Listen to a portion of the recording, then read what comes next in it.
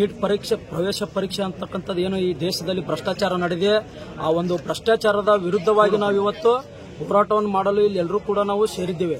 ಇವತ್ತು ನೀಟ್ ಪರೀಕ್ಷೆ ಅಂತಕ್ಕಂಥದ್ದು ಒಂದು ಪರೀಕ್ಷೆ ಮಾತ್ರ ಅಲ್ಲ, ಅದು ಈ ದೇಶದ ಭವಿಷ್ಯತ್ತಿಗೆ ಹೋರಾಡ್ತಿರುವಂತಹ ಪ್ರತಿಯೊಬ್ಬ ವಿದ್ಯಾರ್ಥಿ ಯುವ ಜನರ ಒಂದು ಮತ್ತು ಪಾಲಕರ ಒಂದು ಆತ್ಮಸಾಕ್ಷಿ ಅಂತೇಳಿ ನಾನು ಇವತ್ತು ಭಾವಿಸ್ತೀನಿ. ಯಾಕಪ್ಪ ಅಂತಂದ್ರೆ 10 ವರ್ಷದ ಹಿಂದ್ಗಡೆನೆ ನನ್ನ ಮಗಳು ಒಂದು ಒಳ್ಳೆ ಡಾಕ್ಟರ್ ಆಗಬೇಕು, ಒಂದು ಮೆಡಿಕಲ್ ಫೀಲ್ಡ್ನಲ್ಲಿ ಒಳ್ಳೆ ಒಂದು ಈ ದೇಶದ ಒಂದು ಸೇವೆ ಮಾಡಬೇಕು, ಒಂದು ಒಳ್ಳೆ ಒಂದು ಡಾಕ್ಟರ್ನಾಗಿ ಮಾಡ್ಬೇಕಂತೇಳಿ ಕನಸು ಪಟ್ಟು ಇವತ್ತು ಹಗಲು ರಾತ್ರಿ ಕಷ್ಟಪಟ್ಟು ಅವರು ಒಂದು ಹನಿ ಡೌರಿನ ರೂಪಾಯಿಯನ್ನು ತೆಗೆದಿಟ್ಟು ಇವತ್ತು ಲಕ್ಷಾಂತರ ರೂಪಾಯಿ ಇವತ್ತು ಡೊನೇಷನ್ ಹಾವಳಿ ಈ ಒಂದು ವ್ಯಾಪಾರಸ್ಥ ಒಂದು ವ್ಯವಸ್ಥೆ ಏನಿದೆ, ಈ ವ್ಯಾಪಾರಸ್ಥ ಶಿಕ್ಷಣ ವ್ಯವಸ್ಥೆಯಲ್ಲಿ ನನ್ನ ಒಂದು ಮಗಳು ಒಳ್ಳೆ ಒಂದು ಡಾಕ್ಟರ್ ಆಗಲಿ ಅಂತೇಳಿ ಇವತ್ತು ಶಾಲಾ ಕಾಲೇಜಿಗೆ ಕಳಿಸ್ತಾ ಇದ್ದಾರೆ.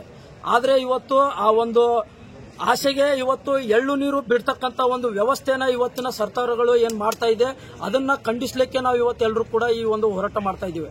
ಇವತ್ತು ಈ ಒಂದು ನೀಟ್ ಪರೀಕ್ಷೆ ಏನಿದೆ, ಈ ಪರೀಕ್ಷೆ ಅಂತ ಭ್ರಷ್ಟಾಚಾರ ದೇಶದಲ್ಲಿ ಮತ್ತೊಂದು ಯಾವತ್ತೂ ಕೂಡ ಇದರ ಒಂದು ಸರಿಸಮಾನವಾಗಿ ನಡೆದಿಲ್ಲ ಅಂತೇಳಿ ನಾವು ಇವತ್ತು ಹೇಳಕ್ಕ ಇಷ್ಟಪಡ್ತಾ ಇದ್ದೀನಿ. ಇವತ್ತು ಒಂದೇ ಒಂದು ಬ್ಲಾಕ್ ನಲ್ಲಿ ಇರ್ತಕ್ಕಂಥ 25ರಿಂದ 30 ವಿದ್ಯಾರ್ಥಿಗಳು ಒಂದೇ ಒಂದು ನೀಟ್ ಪರೀಕ್ಷೆಯಲ್ಲಿ ಹುಟ್ಟರು ಕೂಡ ಟಾಪ್ ತಗೋತಾರೆ. 720 ಅಂಕಗಳಿಗೆ 720 ಅಂಕಗಳನ್ನ ತಗೋತಾರಪ್ಪ ಅಂತಂದ್ರೆ ಇದು ಒಂದು ಇದಕ್ಕಿಂತ ಒಂದು ದೊಡ್ಡ ಭ್ರಷ್ಟಾಚಾರ ಈ ದೇಶದಲ್ಲಿ ಎಲ್ಲಿದೆ?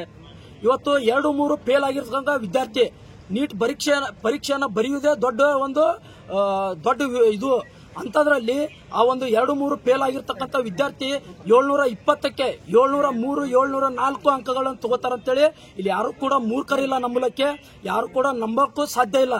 ಇವತ್ತು ಈ ಒಂದು ಗುಜರಾತ್ ವ್ಯವಸ್ಥೆ ಆಗಿರ್ಬೋದು, ಹರಿಯಾಣ ಮತ್ತು ಅಸ್ಸಾಂನಂತೆ ಇರತಕ್ಕಂಥ ಒಂದು ಬಂಡವಾಳಶಾಹಿ ವ್ಯವಸ್ಥೆಗಳು ಇವತ್ತು ಈ ಭ್ರಷ್ಟಾಚಾರವನ್ನು ಮಾಡಿರ್ತಕ್ಕಂಥದ್ದು ಇವತ್ತು ಇಡೀ ದೇಶ ಇವತ್ತು ನೋಡ್ತಾ ಇದೆ. ಜಾಹೀರಾತು ಕೂಡ ಆಗಿದೆ. ಇವರೊಂದು ಭ್ರಷ್ಟಾಚಾರ ಇಡೀ ದೇಶ ತುಂಬಾ ಜಾಹೀರಾತು ಕೂಡ ಆಗಿದೆ.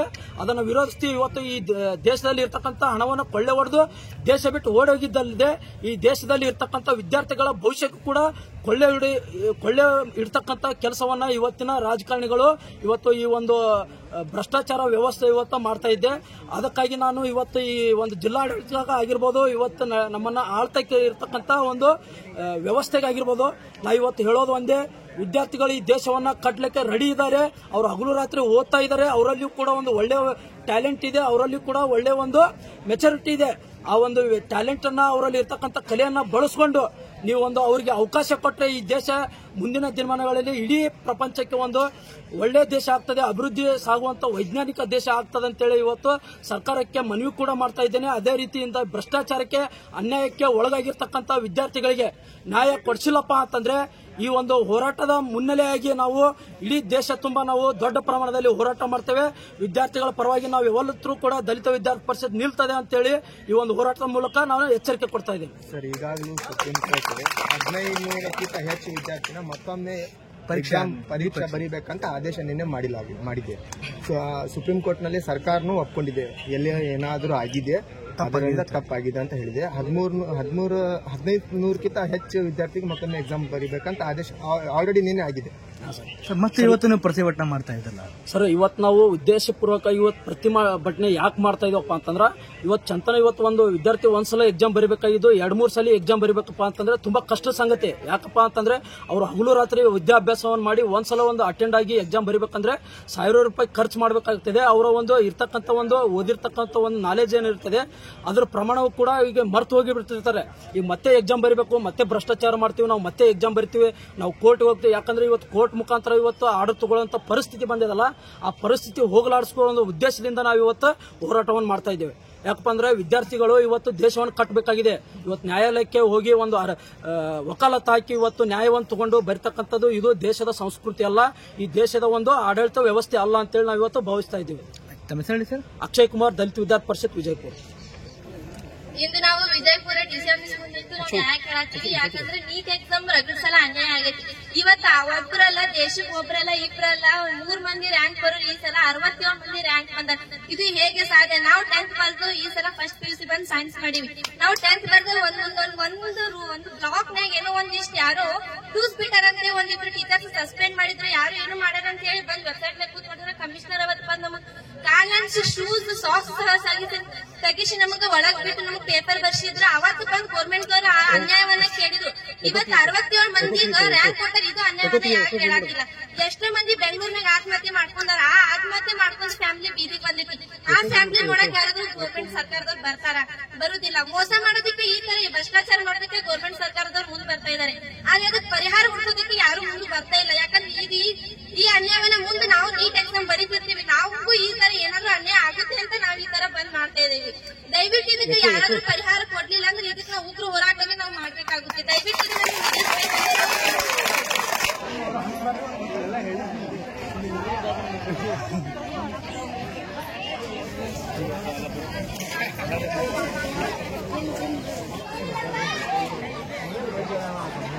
ಶಿಕ್ಷಣ ವ್ಯವಸ್ಥೆ ಕಲುಷಿತಗೊಳಿಸುವ ಕೇಂದ್ರ ಸರ್ಕಾರಕ್ಕೆ, ಶಿಕ್ಷಣ ವ್ಯವಸ್ಥೆಯನ್ನು ಕಲುಷಿತಗೊಳಿಸುವ ಕೇಂದ್ರ ಸರ್ಕಾರಕ್ಕೆ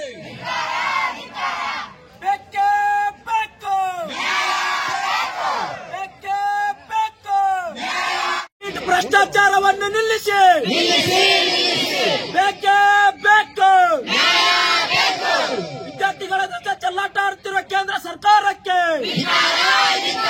ವಿದ್ಯಾರ್ಥಿಗಳ ಭವಿಷ್ಯತ್ತಿನ ಜೊತೆ ಚೆಲ್ಲಾಟ ಆಡುತ್ತಿರುವ ಕೇಂದ್ರ ಸರ್ಕಾರಕ್ಕೆ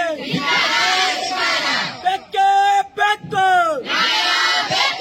ಬೇಕೇ ಬೇಕು. ನೀಟ್ ಭ್ರಷ್ಟಾಚಾರವನ್ನು ನಿಲ್ಲಿಸಿ, ನೀಟ್ ಭ್ರಷ್ಟಾಚಾರವನ್ನು ನಿಲ್ಲಿಸಿ. ವಿದ್ಯಾರ್ಥಿಗಳ ಜೊತೆ ಚೆಲ್ಲಾಟ ಆಡುತ್ತಿರುವ ಸರ್ಕಾರಕ್ಕೆ, ವಿದ್ಯಾರ್ಥಿ ಜೀವನ ಜೊತೆ ಚೆಲ್ಲಾಟ ಆಡುತ್ತಿರುವ ಕೇಂದ್ರ ಸರ್ಕಾರಕ್ಕೆ ಬೇಕೇ ಬೇಕು. ನೀಟ್ ಭ್ರಷ್ಟಾಚಾರವನ್ನು ನಿಲ್ಲಿಸಿ.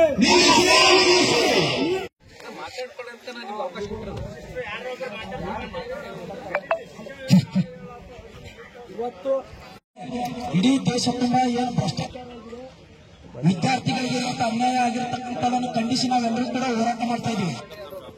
ಅದಕ್ಕಾಗಿ ಇಲ್ಲಿರುವಂತ ಮಹಿಳೆಯರು ಯಾರಾದ್ರೂ ಒಬ್ರು ನಿಮ್ಮ ಗಮನ ಹರಿಸ್ತಾರೆ ನಮ್ಮ ಮೇಲೆ.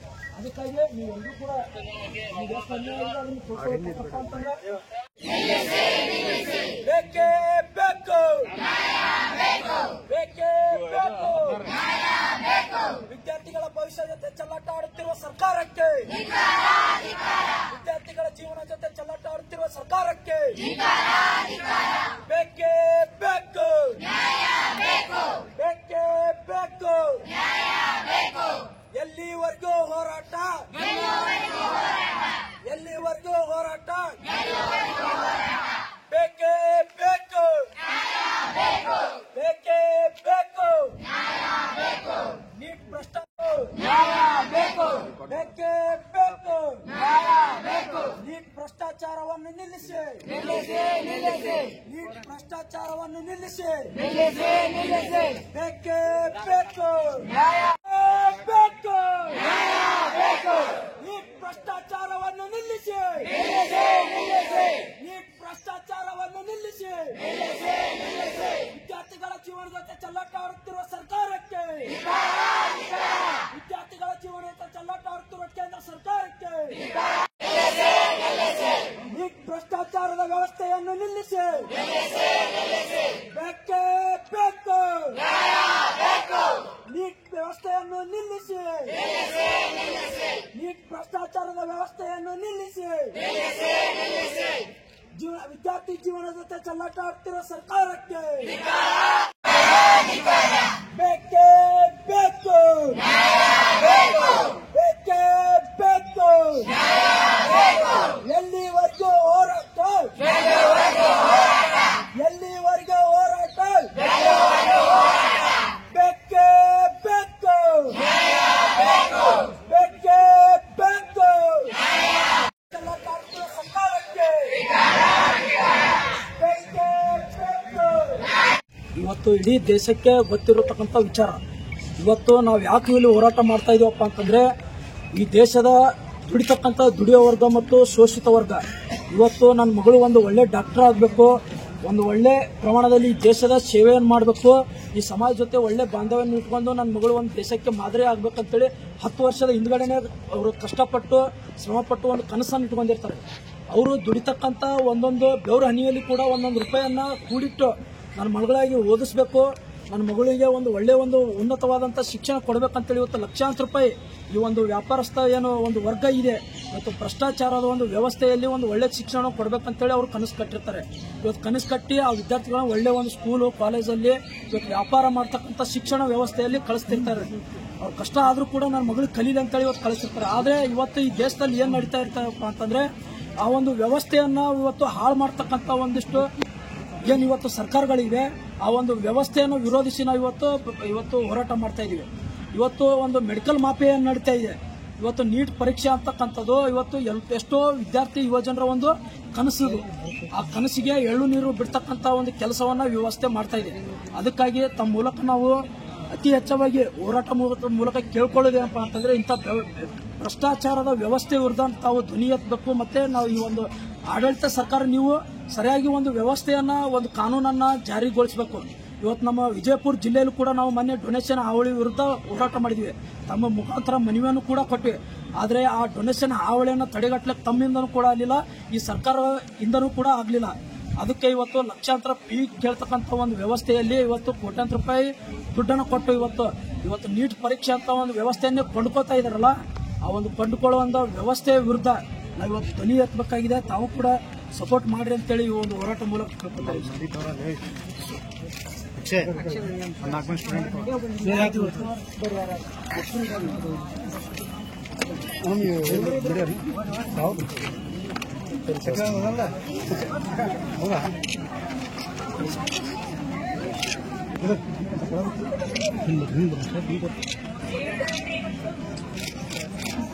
ಸರ್, ಈ ಭ್ರಷ್ಟಾಚಾರ ಆಗಿರ್ಬೋದು, ಡೊನೇಷನ್ ಹಾವಳಿ ಆಗಿರ್ಬೋದು, ಇದನ್ನು ನಮ್ಮಿಂದ ತಡೆಗಟ್ಟಲಿಕ್ಕೆ ಸಾಧ್ಯ ಸರ್. ಇದೇ ಒಂದು ಭ್ರಷ್ಟ ಅಧಿಕಾರಿಗಳಾಗಿ ಒಂದು